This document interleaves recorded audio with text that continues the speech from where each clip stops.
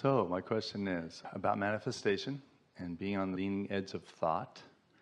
I've been blessed because I've been able to listen to Abraham recordings from the late 90s to the present, and I've seen an evolution of your teachings. More description, more Yes. words, same message, quite boring. Yes. No, but never been bored. And it's about the 4-step process, which at one time was the 3-step process. So I'm kind of analytical, so I have all these Abraham Post-it notes all over my house to keep me in the zone, right, in the vortex, so I remind myself. So I have the 4 A's on my refrigerator and my bathroom and here and there.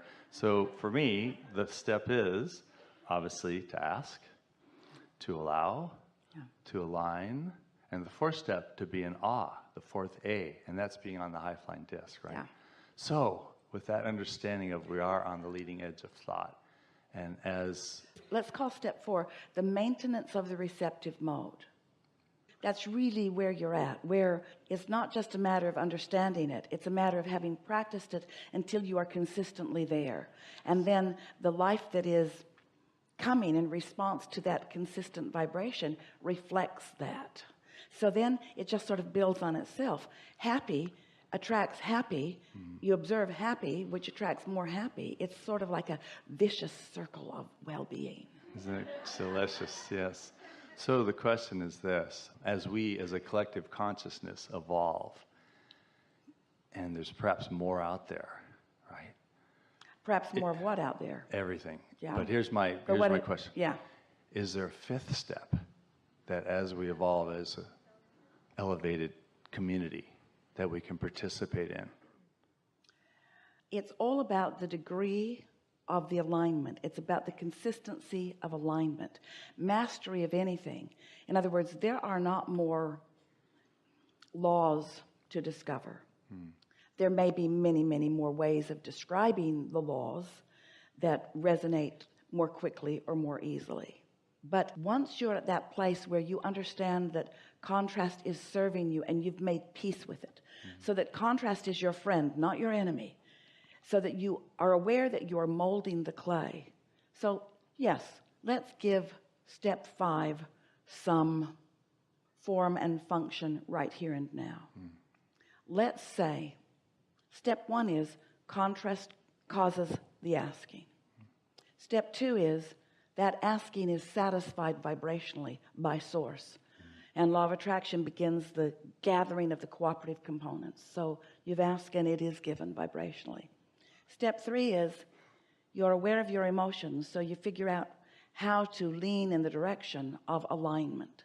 And step 4 is the steady maintenance of that.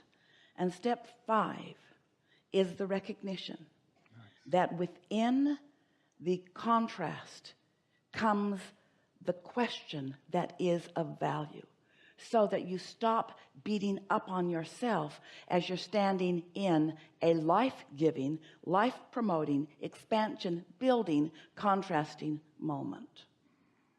Beautiful. It's acceptance of this contrast that you were born into. Sometimes as we talk to you about your emotions, you seem, we've seen it in Esther, embarrassed about negative emotion, instead of reveling in her recognition that she is in an expanding mode, and that expansion is a good thing, not a bad thing, and that this experience was not just necessary for the expansion, but, and here it is, step 5, inspired by source. Imagine that source inspiring you to less than what you think you want in order to help you identify what you really want. Because we are eternal beings. There has to be some recognition and some willingness to accept that in this eternalness there must be reason to ask. Nice. Yeah? There's always reason. Exactly. But accepting the reason is a good thing, not a bad thing. In other words, not beating up on yourself every time you have a little bit of negative emotion, but saying, oh, a growth spurt. A clarifying moment, a molding of the clay moment, an inspired moment. In other words, sometimes you can feel it. Esther's recognizing it a lot, that She's actually being guided into a situation for the value and the clarity that the situation will bring. And why is that? Because you are first and foremost a joy-seeking, expanding being. You cannot stand still, and you don't want to. Lethargy is the worst emotion. That feeling of not wanting to move for fear you'll make a mistake. Yeah. Move, get out there, mix it up. Nothing ever goes wrong. In other words, you cannot get it wrong. Can't get it wrong, and you can never get it done. So that is the essence of step 5. We've been saying it right from the beginning, but now you're hearing it in a whole new way. Beautiful. Yeah? Yes. Yeah? Awesome. Thank you. That was so amazing. Something more? There is. Where I live, to show our aloha for each other, our connectiveness, we hug people. So can I? Yeah, hug them all at once, from the inside out. If you give Esther a hug, Esther will come forward and we'll have to step into the background. Oh, we don't want that to happen. She'll lick your face.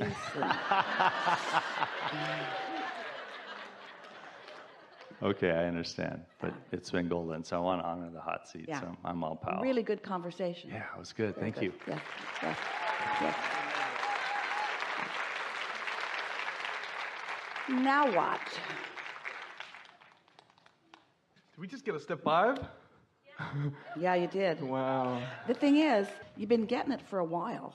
It was just identified as such, and you were all there to understand the importance of it, yes? There was finally enough momentum about it that it culminated into something that we can substantially identify as something to really, step 1, 2, 3, 4, 5. What's 5? 5 is the most important step of all, isn't it? Yeah. It dovetails back with the very first step, but this time when it dovetails back, you're giving yourself permission to be human and alive on the leading edge. On the leading edge. On the bleeding edge.